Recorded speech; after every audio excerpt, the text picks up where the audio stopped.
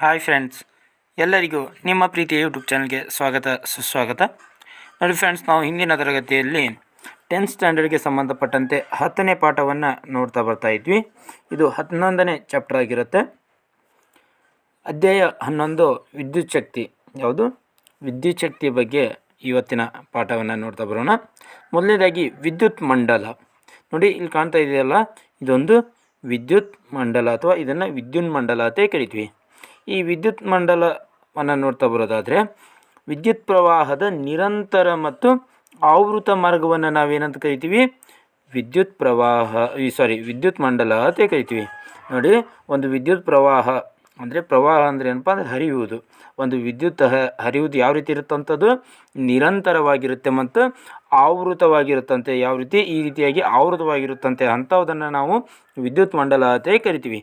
ಇಲ್ಲಿ ನೀವು ನೋಡ್ಬೋದು, ಇಲ್ಲಿದೆಯಲ್ಲ, ಇಲ್ಲಿ ಏನಾಗ್ತಾ ಇದೆ ಅಂದರೆ ವಿದ್ಯುತ್ ಪ್ರವಾಹ ನಿರಂತರವಾಗಿ ಹರಿತಾ ಇದೆ ಮತ್ತು ಅದು ಆವೃತವಾಗಿದೆ. ಯಾವ ರೀತಿ ಇದೆ? ಆವೃತ ಮಾರ್ಗದಲ್ಲಿ ಹರಿತಾ ಇದೆ. ಇಲ್ಲಿ ನೀವು ನೋಡ್ಬೋದು, ಇಲ್ಲಿ ಬ್ಯಾಟ್ರಿ ಇದೆ, ಇಲ್ಲಿ ಪ್ಲಗ್ ಕೀ ಇದೆ, ಇಲ್ಲಿ ಆ್ಯಮೀಟರ್ ಇದೆ, ಇಲ್ಲಿ ಬಲ್ಬ್ ಇದೆ. ಹೌದಾ? ನೆಕ್ಸ್ಟ್, ವಿದ್ಯುತ್ ಮಂಡಲ ಎಲ್ಲಿಯಾದರೂ ಕಡಿತಗೊಂಡರೆ, ಅಂದರೆ ಅಲ್ಲಿ ಆಗಲಿ ತೋರಿಸಿದ್ನಲ್ಲ, ಆ ವಿದ್ಯುತ್ ಮಂಡಲವು ಎಲ್ಲಿಯಾದರೂ ಕಡಿತಗೊಂಡಿತ್ತಪ್ಪ ಅಂದ್ರೆ ಏನತ್ತಲ್ಲಪ್ಪ ಅಂದರೆ ಬಲ್ಬ್ ಬೆಳಗುವುದಿಲ್ಲ. ಯಾಕೆ ಬೆಳಗಲ್ಲಪ್ಪ ಅಂದರೆ ಅಲ್ಲಿ ಏನಾಗ್ತೈತಿ? ವಿದ್ಯುತ್ ಪ್ರವಾಹ ನಿಲ್ತೈತಿ. ಈ ರೀತಿಯಾಗಿ ಸರೌಂಡಿಂಗ್ ಆಗಿ ಆವೃತವಾಗಿತ್ತಪ್ಪ ಅಂದ್ರೆ ಮಾತ್ರ ವಿದ್ಯುತ್ ಪ್ರವಾಹ ಏನಾಗ್ತೈತಿ? ನಿರಂತರವಾಗಿ ಹರಿತಿರ್ತೈತಿ. ಎಲ್ಲಾದರೂ ಒಂದು ಅಲ್ಲಿ ಕಟ್ ಆಗಿತ್ತಪ್ಪ ಅಂದ್ರೆ ಅದೇನಾಗಲ್ಲ, ವಿದ್ಯುತ್ ಪ್ರವಾಹ ಸ್ಟಾಪ್ ಆಗ್ತೈತಿ ಮತ್ತು ಬಲ್ಬ್ ಬೆಳಗುವುದಿಲ್ಲ. ವಿದ್ಯುತ್ ಪ್ರವಾಹ ಅಂದರೆ ಏನಪ್ಪ ಅಂದರೆ ವಿದ್ಯುತ್ ಆವೇಶಗಳ ಪ್ರವಾಹದ ದರವನ್ನು ವಿದ್ಯುತ್ ಪ್ರವಾಹ ಅಂತ ಕರಿತೀವಿ. ವಿದ್ಯುತ್ ಆವೇಶಗಳು ಇರ್ತಾವಲ್ಲ, ಅವುಗಳ ಪ್ರವಾಹದ ದರವನ್ನು ನಾವು ವಿದ್ಯುತ್ ಪ್ರವಾಹ ಅಂತೇಳಿ ಕರಿತೀವಿ. ವಿದ್ಯುತ್ ಪ್ರವಾಹದ SI ಮಾನ ನೋಡ್ತಾ ಬರೋದಾದರೆ ಆಂಪಿಯರ್. ಏನು? ಆಂಪಿಯರ್ ಅನ್ನೋದು ವಿದ್ಯುತ್ ಪ್ರವಾಹದ SI ಮಾನ. ಹಾಗಾದರೆ ಆಂಪಿಯರ್ ಅನ್ನುವಂಥ ಏಕಮಾನ ಯಾಕೆ ನೀಡಿದ್ರಪ್ಪ ಅಂದರೆ, ಈ ಏಕಮಾನವು ಆಂಡ್ರ್ ಮೇರಿ ಆಂಪಿಯರ್ ಎಂಬ ಫ್ರೆಂಚ್ ವಿಜ್ಞಾನಿ ಹೆಸರಿನಿಂದ ಸೂಚಿಸಲಾಗುತ್ತೈತಿ. ಯಾಕಪ್ಪ ಅಂದ್ರೆ ಆ ವಿಜ್ಞಾನಿ ಈ ವಿದ್ಯುತ್ ಪ್ರವಾಹದ ಬಗ್ಗೆ ಸ್ವಲ್ಪ ಅಧ್ಯಯನವನ್ನು ಮಾಡಿದ್ದ. ಅದಕ್ಕಾಗಿ ವಿದ್ಯುತ್ ಪ್ರವಾಹದ SI ಮಾನವನ್ನು ಆಂಪಿಯರ್ ಅಂತೇಳಿ ಕರಿತೀವಿ. 1 ಆಂಪಿಯರ್ ವಿದ್ಯುತ್ ಪ್ರವಾಹದ ರಚನೆಯು, ನೋಡಿ, 1 ಆಂಪಿಯರ್ ವಿದ್ಯುತ್ ಪ್ರವಾಹದ ರಚನೆಯು ಪ್ರತಿ ಸೆಕೆಂಡಿಗೆ 1 ಕೂಲಂಬ್ ಆವೇಶದ ಪ್ರವಾಹವಾಗಿದೆ. ನೋಡಿ, 1 ಆಂಪಿಯರ್ ವಿದ್ಯುತ್ ಪ್ರವಾಹದ ರಚನೆ ಯಾವ ರೀತಿ ಆಗಿರ್ತೈತಪ್ಪ ಅಂದ್ರೆ ಪ್ರತಿ ಸೆಕೆಂಡಿಗೆ 1 ಕೂಲಂಬ್ ಆವೇಶದ ಪ್ರವಾಹ ಆಗಿರ್ತೈತಿ. 1 ampere is equal to 1 coulomb divided by 1 coulomb per 1 second ಆಗಿರ್ತೈತಿ. ಅಲ್ಪ ಪ್ರಮಾಣದ ನಾವು ವಿದ್ಯುತ್ ಪ್ರವಾಹವನ್ನು ಮಿಲಿ ಆಂಪಿಯರ್ ಅಂತ ಕರಿತೀವಿ. ಏನಂತ ಕರಿತೀವಿ? Milli ampere. 1 milli ampere is equal to 10⁻³ ಆಗಿರ್ತೈತಿ. ಅದೇ ರೀತಿಯಾಗಿ ಮೈಕ್ರೋ ಆಂಪಿಯರ್ ಅಂತ ಕೂಡ ಕರಿತೀವಿ ನಾವು ಅಲ್ಪ ಪ್ರಮಾಣದ ವಿದ್ಯುತ್ ಪ್ರವಾಹವನ್ನು. ಇದು ಏನಾಗಿರ್ತೈತಪ್ಪ ಅಂದರೆ 1 micro ampere is equal to 10⁻⁶ ampere ಆಗಿರ್ತೈತಿ. ಓಕೆನಾ? ಇಲ್ಲಿ ಮಿಲಿ ಅಂದರೆ 10⁻³ ಮೈಕ್ರೋ ಅಂದರೆ 10⁻⁻6. ಮಿಲಿ ಅಂದರೆ 10⁻⁻³ ಆಗಿರ್ತೈತಿ. ಮೈಕ್ರೋ ಅಂದರೆ 10⁻⁻6 ಆಗಿರ್ತೈತಿ. ಇದು ನೆನಪಲ್ಲಿರಲಿ. ಅದೇ ರೀತಿಯಾಗಿ ನೆಕ್ಸ್ಟ್, ವಿದ್ಯುತ್ ಮಂಡಲದಲ್ಲಿ ವಿದ್ಯುತ್ ಪ್ರವಾಹದ ದರವನ್ನು ಅಳೆಯಲು, ಅಂದರೆ ಒಂದು ವಿದ್ಯುತ್ ಮಂಡಲ ಆಗಲಿ ತೋರಿಸಿದ್ನಲ್ಲ ನಾನು, ಆ ವಿದ್ಯುತ್ ಮಂಡಲದಲ್ಲಿ ವಿದ್ಯುತ್ ಪ್ರವಾಹ ಎಷ್ಟು ಹರಿತಾ ಇದೆ ಅನ್ನೋಂಥರ ದರವನ್ನು ಅಳೆಯಲು ನಾವು ಯಾವ ಉಪಕರಣವನ್ನು ಉಪಯೋಗಿಸ್ತೀವಪ್ಪ ಅಂದರೆ ಆ್ಯಮ್ಮೀಟರನ್ನು ಉಪಯೋಗಿಸ್ತೀವಿ. ಯಾವುದನ್ನು? ಆ್ಯಮ್ಮೀಟರ್ ಯಾವುದಕ್ಕೆ ಬಳಸ್ತೀವಿ? ವಿದ್ಯುತ್ ಮಂಡಲದಲ್ಲಿ ವಿದ್ಯುತ್ ಪ್ರವಾಹದ ದರವನ್ನು ಅಳೆಯಲು ಬಳಸ್ತೀವಿ. ನೆಕ್ಸ್ಟ್, ವಿದ್ಯುತ್ ಆವೇಶದ SI ಏಕಮಾನ ಏನಪ್ಪ ಅಂದರೆ ಕೂಲಂಬ್ ಆಗಿರುತ್ತೆ. ಇಂಪಾರ್ಟೆಂಟ್ ಇವೆಲ್ಲವೂ ಕೂಡ. ಏನು SI ಏಕಮಾನ ಅದಾವಲ್ಲ, ಎಲ್ಲವೂ ಕೂಡ ಇಂಪಾರ್ಟೆಂಟ್ ಆಗುತ್ತೆ, ಕೂಲಂಬ್. ನೆಕ್ಸ್ಟ್, ಇ ಅಂದರೆ ಎಲೆಕ್ಟ್ರಾನ್ನ ವ್ಯಾಲ್ಯೂ ಎಷ್ಟೈತಪ್ಪ ಅಂದರೆ 1.6 × 10⁻⁻19 ಕೂಲಂಬ್ ಆಗಿರ್ತೈತಿ. ಎಲೆಕ್ಟ್ರಾನ್ನ ವ್ಯಾಲ್ಯೂ 1.6 × 10⁻⁻19 ಕೂಲಂಬ್ ಆಗಿರ್ತೈತಿ. ಹೌದಾ? ವಾಹಕದ ಯಾವುದೇ ಅಡ್ಡ ಕೊಯ್ತದ ಮೂಲಕ T ಸಮಯದಲ್ಲಿ Q ಪ್ರಮಾಣದ ಒಟ್ಟು ಆವೇಶ ಚಲಿಸಿದಾಗ ವಾಹಕದ ಅಡ್ಡ ಕೊಯ್ತದಲ್ಲಿ ಪ್ರವಹಿಸುವಂಥ ವಿದ್ಯುತ್ ಪ್ರವಾಹ I ಏನಾಗಿರ್ತೈತಪ್ಪ ಅಂದರೆ I is equal to Q/T ಆಗಿರ್ತೈತಿ. ಹೌದಾ? Q ಇಲ್ಲೇನಪ್ಪ ಅಂದರೆ ವಿದ್ಯುತ್ ಆವೇಶ ಅಂತ ಕರಿತೀವಿ. T ಅಂದರೆ ಸಮಯ ಅಂತ ಕರಿತೀವಿ. I ಅಂದರೆ ವಿದ್ಯುತ್ ಪ್ರವಾಹ ಅಂತೇಳಿ ಕರಿತೀವಿ. ಇದ್ರ ಮೇಲೆ ಒಂದು ಲೆಕ್ಕವನ್ನು ಕೊಡ್ತಾರೆ ನಿಮಗೆ GPS-ನಲ್ಲಿ ಕೇಳುವಂಥ ಸಾಧ್ಯತೆ ಇರುತ್ತೆ. ಇಲ್ಲಿ ವಿದ್ಯುತ್ ಬಲ್ಬ್ ತಂತಿಯ ಮೂಲಕ 0.5 ಆಂಪಿಯರ್ ವಿದ್ಯುತ್ ಪ್ರವಾಹ ಹರಿಯಾಗತೈತಿ. ಹಂಗಂದರೆ ಇಲ್ಲಿ 0.5 ಅನ್ನೋದೇನು ಐ ಅಂದರೆ ವಿದ್ಯುತ್ ಪ್ರವಾಹವನ್ನು ನಾವು ಐ ಅಂತ ಕರಿತೀವಿ, ಐ. ಅದೇ ರೀತಿಯಾಗಿ 10 ನಿಮಿಷಗಳ ಕಾಲ ಪ್ರವಹಿಸ್ತೈತಿ. ಎಷ್ಟು ನಿಮಿಷ? 10 ನಿಮಿಷ. ಅಂದರೆ ಇದು ಟಿ ಕೊಟ್ಟಾನ, ಐ ಕೊಟ್ಟಾನ. ಆಗ ವಿದ್ಯುತ್ ಮಂಡಲದಲ್ಲಿ ಪ್ರವಹಿಸಿದ ವಿದ್ಯುದಾವೇಶ ಪ್ರಮಾಣವನ್ನು ಕಂಡುಹಿಡಬೇಕು. ವಿದ್ಯುದಾವೇಶವನ್ನು ನಾವು ಏನಂತ ಕರಿತೀವಿ? ಕ್ಯೂ ಅಂತ ಕರಿತೀವಿ. ಕ್ಯೂ ಅನ್ನೋದು ಎಷ್ಟು ಅನ್ನೋದನ್ನು ನಾವು ಕಂಡುಹಿಡಬೇಕು. ಕೊಟ್ಟಿರುವ ದತ್ತಾಂಶವನ್ನು ನೋಡಿದ್ದೀವಪ್ಪ ಅಂದ್ರೆ I = 0.5 ಆಂಪಿಯರ್, T = 10 ನಿಮಿಷ. ಅದನ್ನು ನಾವೇನು ಮಾಡ್ಬೇಕಂದ್ರೆ ಇಲ್ಲಿ ಸೆಕೆಂಡ್ಗಳಿಗೆ ಕನ್ವರ್ಟ್ ಮಾಡ್ಕೊಳ್ಳೋಣ. 600 ಸೆಕೆಂಡ್ ಆಗುತ್ತೆ. 10 × 60 600 ಸೆಕೆಂಡ್ ಆಗುತ್ತೆ. ನಾವು ಇವಾಗ ಫಾರ್ಮುಲಾವನ್ನು ಆ್ಯಡ್ ಮಾಡಿದ್ದೀವಪ್ಪ ಅಂದರೆ Q = I × T ಆಗ್ತೈತಿ. ಯಾಕಪ್ಪ ಅಂದ್ರೆ ಅಲ್ಲಿ ಏನಾಗಿತ್ತು? I = Q/T ಆಗಿತ್ತು. I = Q/T ಆಗಿತ್ತು. ಇಲ್ಲಿ ನಾವು ಇಲ್ಲಿ ಕ್ಯೂ ಕಂಡುಹಿಡಿಬೇಕಾದ್ರೆ ಇಲ್ಲಿ ಡಿವೈಡೆಡ್ ಬೈ ಇರುವಂಥ ಟಿ ಏನಾಗುತ್ತೆ? ಈ ಕಡೆ ಬಂದು I × T ಆಗುತ್ತೆ. Q = I × T. ಇಲ್ಲಿ ಐನ ವ್ಯಾಲ್ಯೂವನ್ನು ಪುಟ್ ಮಾಡಿದ್ದೀವಪ್ಪ ಅಂದರೆ 0.5 ಆಂಪಿಯರ್, ಟಿ ವ್ಯಾಲ್ಯೂ 600 ಸೆಕೆಂಡ್ ಆಗಿರುತ್ತೆ. ಇದನ್ನು ಮಲ್ಟಿಪ್ಲೈ ಮಾಡಿದ್ದೀವಪ್ಪ ಅಂದರೆ ಎಷ್ಟಾಗುತ್ತೆ ಅಂದರೆ Q = 300 ಕುಲಮ್ ಆಗುತ್ತೆ. ಕುಲಮ್ ಏನಪ್ಪ ಅಂದರೆ ವಿದ್ಯುದಾವೇಶದ ಒಂದು SI ಮಾನ. ಆ SI ಮಾನ ಬರಲಿಲ್ಲಪ್ಪ ಅಂದರೆ ನಿಮಗೆ ಅರ್ಧ ಮಾರ್ಕ್ಸ್ ಕಟ್ ಮಾಡುವಂಥ ಸಾಧ್ಯತೆ ಇರುತ್ತೆ, ಹಾಫ್ ಮಾರ್ಕ್ಸ್. ಇದನ್ನು ಏನು ಅದು ಸೈನ್ ಇದೆಯಲ್ಲ ಅದರ SI ಮಾನ ಅದನ್ನು ಬರೆಯಬೇಕು. Q = 300 ಕುಲಮ್ ಆಗುತ್ತೆ. ಈ ರೀತಿಯಾಗಿ ಪ್ರಶ್ನೆ ಕೇಳುವಂಥ ಸಾಧ್ಯತೆ ಇರುತ್ತೆ 2 ಅಥವಾ 3 ಮಾರ್ಕ್ಸ್ಗಳಿಗೆ. ಓಕೆನಾ? ನೆಕ್ಸ್ಟ್ ರೋಧದ SI ಮಾನ. ರೋಧದ SI ಮಾನ ಏನಾಗಿದೆಯಪ್ಪ ಅಂದರೆ ಓಮ್. ಏನು? ಓಮ್ ಇದು ರೋಧದ SI ಮಾನ. ನೆಕ್ಸ್ಟ್ ವಿಭವಾಂತರವನ್ನು ಅಳೆಯುವ ಉಪಕರಣವನ್ನು ನಾವೇನಂತ ಕರಿತೀವಪ್ಪ ಅಂದರೆ ವೋಲ್ಟ್ ಮೀಟರ್ ಅಂತ ಕರಿತೀವಿ.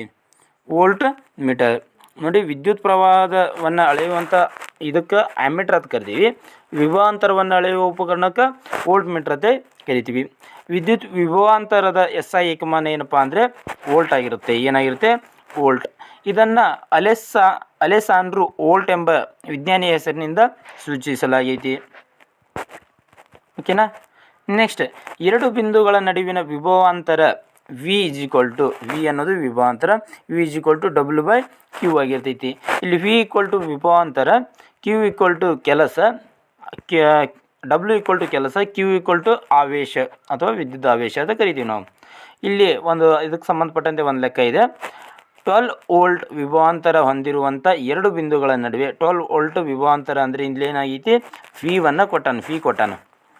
ಎರಡು ಬಿಂದುಗಳ ನಡುವೆ 2 ಕುಲಮ್ ಆವೇಶಗಳು ಚಲಿಸಿದಾಗ ಆವೇಶಗಳು ಅಂದರೆ Q ಕೊಟ್ಟಾನ. ನೆಕ್ಸ್ಟ್ ನಡೆದ ಕೆಲಸ ಎಷ್ಟೊತ್ತು ಕೇಳ್ಯಾನ? W ವರ್ಕ್ ಬಗ್ಗೆ ಕೇಳ್ಯಾನ. ಇಲ್ಲಿ ಏನಾಗುತ್ತಪ್ಪ ಅಂದರೆ V = W/Q ಇದೆಯಲ್ಲ, ನಮಗೆ ಇಲ್ಲಿ W ಕೇಳಿದಾನೆ. ಇದು ಡಿವೈಡೆಡ್ ಬೈ ಇರೋದು ಇಲ್ಲಿ ಬಂದು ಏನಾಗುತ್ತೆ? ಮಲ್ಟಿಪ್ಲೈ ಆಗುತ್ತೆ. ಹೌದಾ? W = V × Q ಆಗುತ್ತೆ. ಇಲ್ಲಿ V ವ್ಯಾಲ್ಯೂವನ್ನು ನಾವು ಪುಟ್ ಮಾಡಿರುವಾಗ 12 ವೋಲ್ಟ್. ನೆಕ್ಸ್ಟ್ Q ವ್ಯಾಲ್ಯೂ 2 ಕುಲಮ್ ಆಗಿರುತ್ತೆ. ಇದನ್ನು ಪುಟ್ ಮಾಡಿದಾಗ W = 24 ಆಗುತ್ತೆ. ಈ 12 × 2 24. ಇಲ್ಲಿ ವರ್ಕ್ ಅಂದರೆ ಕೆಲಸದ SI ಮಾನ ಏನಪ್ಪ ಅಂದರೆ ಜೌಲ್. ಅದರ SI ಯೂನಿಟ್ನು ಕೂಡ ಬರಿಬೇಕು. ಎಷ್ಟು ಜೌಲು? 24 ಜೌಲ್ ಕೆಲಸ ಇಲ್ಲಿ ನಡೆದಿದೆ ಅಂತೇಳಿ ನಾವು ನೋಡ್ಬೋದು. ನೆಕ್ಸ್ಟ್ ಓಮ್ನ ನಿಯಮ. ಓಮ್ನ ನಿಯಮವನ್ನು ನಾವು ನೋಡ್ತಾ ಬರೋದಾದರೆ ಸ್ಥಿರವಾದ ತಾಪಮಾನದಲ್ಲಿ ವಿದ್ಯುತ್ ಮಂಡಲದಲ್ಲಿನ ಲೋಹದ ತಂತಿಯ ನಡುವಿನ ವಿಭವಾಂತರ ಅದರ ಮೂಲಕ ಹರಿಯುವ ವಿದ್ಯುತ್ ಪ್ರವಾಹಕ್ಕೆ ಏನಾಗಿರ್ತೈತಿ? ನೇರ ಅನುಪಾತದಲ್ಲಿರ್ತೈತಿ. ನೋಡಿ, ಒಂದು ಸ್ಥಿರವಾದ ತಾಪಮಾನದಲ್ಲಿ ಅಂದರೆ ಒಂದು ಕಾನ್ಸ್ಟಂಟ್ ತಾಪಮಾನದಲ್ಲಿ ವಿದ್ಯುತ್ ಮಂಡಲ ಇದೆಯಲ್ಲ, ಅಲ್ಲಿ ವಿದ್ಯುತ್ ಮಂಡಲದಲ್ಲಿ ಒಂದು ಲೋಹದ ತಂತಿಯ ನಡುವೆ ನಾವು ವಿಭವಾಂತರ ಇದೆಯಲ್ಲ, ಅದರ ಮೂಲಕ ಹರಿಯುವಂಥ ವಿದ್ಯುತ್ ಪ್ರವಾಹಕ್ಕೆ ನೇರ ಅನುಪಾತದಲ್ಲಿರ್ತೈತಿ. ಓಕೆನಾ? ವಿಭವಾಂತರವು ವಿದ್ಯುತ್ ಪ್ರವಾಹಕ್ಕೆ ನೇರ ಅನುಪಾತದಲ್ಲಿರ್ತೈತಿ. V is directly proportional to I. ಅಥವಾ ಇದನ್ನು V/I ಅಂತ ಬರ್ತೀವಿ ಅಂದ್ರೆ ಒಂದು ಸ್ಥಿರಾಂಕ ಉಳಿತೈತಿ. ಆ ಸ್ಥಿರಾಂಕವೇ R ಆಗಿರ್ತೈತಿ. V = IR ಅಂತ ಕರಿತೀವಿ. V ಇಲ್ಲೇ ಬಿಟ್ಟು ಬಂದರೆ ಡಿವೈಡ್ ಇದ್ದಿದ್ದು ಇಲ್ಲಿ ಬಂದು ಮಲ್ಟಿಪ್ಲಿಕೇಶನ್ ಆಗುತ್ತೆ. V = IR. ಇದೇನಪ್ಪ ಅಂದರೆ ಓಮ್ನ ನಿಯಮದ ಒಂದು ಫಾರ್ಮುಲಾ. ಓಕೆನಾ? R ಅನ್ನೋದು ಇಲ್ಲಿ ಕಾನ್ಸ್ಟಂಟ್ ಆಗಿರುತ್ತೆ. ನೆಕ್ಸ್ಟ್ ವಿದ್ಯುತ್ ಮಂಡಲದಲ್ಲಿ ಅನೇಕ ಬಾರಿ ನಾವು ರೋಧವನ್ನು ಬದಲಾಯಿಸಲು ಒಂದು ಸಾಧನವನ್ನು ಬಳಕೆ ಮಾಡ್ತೀವಿ. ಅದು ಏನಪ್ಪ ಅಂದರೆ ರಿಯೋಸ್ಟಾಟ್ ಅನ್ನುವಂಥ ಒಂದು ಸಾಧನವನ್ನು ಬಳಕೆ ಮಾಡ್ತೀವಿ. ಯಾವ ಸಾಧನ? ರಿಯೋಸ್ಟಾಟ್. ಒಂದು ನಿರ್ದಿಷ್ಟ ಗಾತ್ರದ ವಸ್ತು ಕಡಿಮೆ ರೋಧವನ್ನು ಒದಗಿಸಿದರೆ ಅದು ಉತ್ತಮವಾಗಿ ವಾಹಕವಾಗಿದೆ. ನೋಡಿ, ರೋಧ ಏನಪ್ಪ ಅಂದರೆ ಅಡ್ಡಿಪಡಿಸುವುದು ಅಂತ ಕರಿತೀವಿ ನಾವು. ಇದರಲ್ಲಿ ಅಡ್ಡಿಪಡಿಸುವುದು ಅಂದರೆ ಒಂದು ನಿರ್ದಿಷ್ಟ ಗಾತ್ರದ ವಸ್ತು ಕಡಿಮೆ ಅಡ್ಡಿಪಡಿಸುವಿಕೆ ಅಂದರೆ ಒಂದು ವಿದ್ಯುತ್ ಪ್ರವಾಹ, ಒಂದು ವಸ್ತುವಿನ ಮೂಲಕ ವಿದ್ಯುತ್ ಏನಾಗ್ತಾ ಇದೆ, ಪ್ರವಹಿಸ್ತಾ ಇದೆ, ಚಲಿಸ್ತಾ ಇದೆ. ಅದಕ್ಕೆ ಏನಾದರೂ ರೋಧ ಕಡಿಮೆ ಇತ್ತಪ್ಪ ಅಂದ್ರೆ, ಕಡಿಮೆ ಉಂಟು ಮಾಡುವಂಥ ಒಂದು ವಸ್ತು ರೋಧವನ್ನು ಉಂಟು ಮಾಡ್ತಪ್ಪ ಅಂದರೆ ಅಲ್ಲಿ ಉತ್ತಮ ವಾಹಕವಾಗಿರ್ತೈತಿ. ಹೌದಾ? ಹೆಚ್ಚಿನ ರೋಧವನ್ನು ಒಡ್ಡುವ ಒಂದೇ ಗಾತ್ರದ ವಸ್ತು ದುರ್ಬಲ ವಾಹಕವಾಗಿರ್ತೈತಿ. ಹೌದಾ? ಕಡಿಮೆ ರೋಧ ಯಾವುದು ವಸ್ತು ಕಡಿಮೆ ರೋಧವನ್ನು ಒದಗಿಸ್ತೈತಲ್ಲ ಅದು ಉತ್ತಮ ವಾಹಕವಾಗಿರ್ತೈತಿ. ಯಾವ ವಸ್ತು ಹೆಚ್ಚು ರೋಧವನ್ನು ಒಡ್ತೈತಲ್ಲ ಅದು ದುರ್ಬಲ ವಾಹಕವಾಗಿರ್ತೈತಿ. ಹಾಗಾದರೆ ರೋಧಕ ಅಂತ ಬರ್ತೈತಿ. ಇಲ್ಲಿ ರೋಧಕ ಅಂದರೆ ಏನಪ್ಪ ಅಂದರೆ ಒಂದು ವಾಹಕವು ಗಣನೀಯವಾದ ರೋಧವನ್ನು ಹೊಂದಿದ್ದರೆ ಅದನ್ನು ರೋಧಕ ಅಂತೇಳಿ ಕರಿತೀವಿ. ನೆಕ್ಸ್ಟ್, ಈ ರೋಧಶೀಲತೆಯ ಅಂತಾರಾಷ್ಟ್ರೀಯ ಏಕಮಾನವನ್ನು ನಾವು ನೋಡ್ತಾ ಬರೋದಾದರೆ ಓಮ್ ಮೀಟರ್ ಆಗಿರುತ್ತೆ. ಏನಿದು? ಓಮ್ ಮೀಟರ್ ರೋಧಶೀಲತೆಯ ಅಂತಾರಾಷ್ಟ್ರೀಯ ಏಕಮಾನ. ಈ ಚಾಪ್ಟರ್ನಲ್ಲಿ ಅತಿ ಹೆಚ್ಚು ಏಕಮಾನಗಳದಾವ, SI ಮಾನಗಳು. ಹೌದಾ? ಆ SI ಮಾನಗಳನ್ನು ನೀವು ಪ್ರತಿಯೊಂದನ್ನು ಕೂಡ ನೆನಪಿನಲ್ಲಿ ಇಟ್ಕೊಳ್ಳಿ. 1 ಮಾರ್ಕ್ಸಿಗೆ ಕೇಳುವಂಥ ಸಾಧ್ಯತೆ ಹೆಚ್ಚಿರುತ್ತೆ. ಯಾಕಪ್ಪ ಅಂದರೆ ಏಕಮಾನ ಇಂಪಾರ್ಟೆಂಟ್ ಆಗುತ್ತೆ. ಓಕೆನಾ? ನೆಕ್ಸ್ಟ್, ವಿದ್ಯುತ್ ಪ್ರವಾಹದ ಉಷ್ಣೋತ್ಪಾದನಾ ಪರಿಣಾಮ ಅಂತ ಬರ್ತೈತಿ. ಹೌದಾ? ಈ ಉಷ್ಣ ಪರಿಣಾಮ ಅಥವಾ ಉಷ್ಣೋತ್ಪಾದನಾ ಪರಿಣಾಮದ ಬಗ್ಗೆ ನೋಡ್ತಾ ಬರೋದಾದರೆ ಇದರ ಮೇಲೆ ಕೆಲವೊಂದಿಷ್ಟು ಕಾರ್ಯನಿರ್ವಹಿಸ್ತವೆ. ಯಾವ್ಯಾವಪ್ಪ ಅಂದರೆ ವಿದ್ಯುತ್ ಇಸ್ತ್ರಿಪೆಟ್ಟಿಗೆ, ವಿದ್ಯುತ್ ಹೀಟರ್, ವಿದ್ಯುತ್ ಒಲೆ, ವಿದ್ಯುತ್ ಕೆಟಲ್, ಇವೆಲ್ಲವೂ ಕೂಡ ಈ ವಿದ್ಯುತ್ ಪ್ರವಾಹದ ಉಷ್ಣೋತ್ಪಾದನಾ ಪರಿಣಾಮದ ತತ್ವದ ಮೇಲೆ ಏನು ಮಾಡ್ತಾವೆ? ಕಾರ್ಯನಿರ್ವಹಿಸ್ತವೆ. ಇದು ಅಷ್ಟೇ ಅಲ್ಲದೆ ಈ ವಿದ್ಯುತ್ ಪ್ರವಾಹದ ಉಷ್ಣೋತ್ಪಾದನಾ ಪರಿಣಾಮವನ್ನು ವಿದ್ಯುತ್ ಬಲ್ಬ್ನಲ್ಲಿ ಬೆಳಕನ್ನು ಉತ್ಪಾದಿಸಲು ಕೂಡ ಬಳಕೆ ಮಾಡಲಾಗುತ್ತೆ. ಯಾವುದನ್ನು? ವಿದ್ಯುತ್ ಪ್ರವಾಹದ ಉಷ್ಣೋತ್ಪಾದನಾ ಪರಿಣಾಮವನ್ನು. ಹೌದಾ? ಇದು ಇಂಪಾರ್ಟೆಂಟ್ ಆಗುತ್ತೆ. ನಿಮಗೆ ಪ್ರಶ್ನೆ ಯಾವ ರೀತಿ ಕೇಳ್ಬೋದಪ್ಪ ಅಂದರೆ ಇಸ್ತ್ರಿ ಪೆಟ್ಟಿಗೆ, ವಿದ್ಯುತ್ ಹೀಟರ್, ವಿದ್ಯುತ್ ಒಲೆ, ವಿದ್ಯುತ್ ಕೆಟಲ್, ಈ 4ರಲ್ಲಿ ಯಾವುದಾದ್ರೂ ಒಂದು ಕೊಟ್ಟು ಇವು ಯಾವ ತತ್ವದ ಮೇಲೆ ಕಾರ್ಯನಿರ್ವಹಿಸ್ತವೆ ಅಂತ ಕೇಳಿದರೆ ವಿದ್ಯುತ್ ಪ್ರವಾಹದ ಉಷ್ಣೋತ್ಪಾದನಾ ಪರಿಣಾಮದ ಮೇಲೆ ಕಾರ್ಯವನ್ನು ನಿರ್ವಹಿಸ್ತವೆ. ನೆಕ್ಸ್ಟ್, ವಿದ್ಯುತ್ ಬಲ್ಬ್ನಲ್ಲಿ ಬೆಳಕನ್ನು ಉತ್ಪಾದಿಸಲು ಈ ಕೆಳಗಿನ ಯಾವ ತತ್ವವನ್ನು ಬಳಕೆ ಮಾಡ್ತಾವಪ್ಪ ಅಂದ್ರೆ ವಿದ್ಯುತ್ ಪ್ರವಾಹದ ಉಷ್ಣೋತ್ಪಾದನಾ ಪರಿಣಾಮ ತತ್ವವನ್ನು ಬಳಕೆ ಮಾಡ್ತೀವಿ ಅಂತೇಳಿ ನೀವು ಆನ್ಸರ್ ಮಾಡಬೇಕು. ಓಕೆನಾ? ನೆಕ್ಸ್ಟ್, ವಿದ್ಯುತ್ ಬಲ್ಬ್ನಲ್ಲಿ ಬಳಸುವಂಥ ಫಿಲಾಮೆಂಟ್ ಯಾವುದಪ್ಪ ಅಂದರೆ ಟಂಗ್ಸ್ಟನ್. ನೋಡಿ, ನಾವು ವಿದ್ಯುತ್ ಬಲ್ಬ್ ನೋಡಿರ್ಬೋದು ನೀವು. ಆ ವಿದ್ಯುತ್ ಬಲ್ಬ್ನಲ್ಲಿ ಒಂದು ಫಿಲಾಮೆಂಟನ್ನು ಬಳಸ್ತೀವಿ ಅಥವಾ ಒಂದು ತಂತಿಯನ್ನು ಬಳಸ್ತೀವಿ. ಫಿಲಾಮೆಂಟ್ ಅಂದರೆ ತಂತಿ. ಯಾವ ತಂತಿಯನ್ನು ಬಳಸ್ತೀವಪ್ಪ ಅಂದರೆ ಟಂಗ್ಸ್ಟನ್ನಿಂದ ಮಾಡಲ್ಪಟ್ಟಂಥ ಒಂದು ತಂತಿಯನ್ನು ಬಳಸ್ತೀವಿ. ಇದು ಕ್ವಶನ್ ಆಗಿದೆ ಹಲವು ಬಾರಿ ಎಕ್ಸಾಮ್ನಲ್ಲಿ. ವಿದ್ಯುತ್ ಬಲ್ಬ್ನಲ್ಲಿ ಬಳಸುವಂಥ ಫಿಲಾಮೆಂಟ್ ಯಾವುದು ಅಥವಾ ತಂತಿ ಯಾವುದಪ್ಪ ಅಂದರೆ ಟಂಗ್ಸ್ಟನ್ನಿಂದ ಮಾಡಲ್ಪಟ್ಟಂಥ ಒಂದು ತಂತಿ. ಈ ಟಂಗ್ಸ್ಟನ್ನಿಂದ ಮಾಡಲ್ಪಟ್ಟವಂಥ ಫಿಲಾಮೆಂಟನ್ನೇ ಯಾಕೆ ಬಳಸ್ತೀವಪ್ಪ ಅಂದರೆ ಟಂಗ್ಸ್ಟನ್ನ ದ್ರವನ ಬಿಂದು ಅತಿ ಹೆಚ್ಚಾಗೈತಿ. ಟಂಗ್ಸ್ಟನ್ನ ದ್ರವನ ಬಿಂದು ಏನೈತಿ? ಅತಿ ಹೆಚ್ಚೈತಿ. ಅದಕ್ಕಾಗಿ ನಾವು ಟಂಗ್ಸ್ಟನ್ನಲ್ಲಿ ವಿದ್ಯುತ್ ಬಲ್ಬ್ಗಳಲ್ಲಿ ಫಿಲಾಮೆಂಟ್ ಆಗಿ ಬಳಕೆ ಮಾಡ್ತೀವಿ.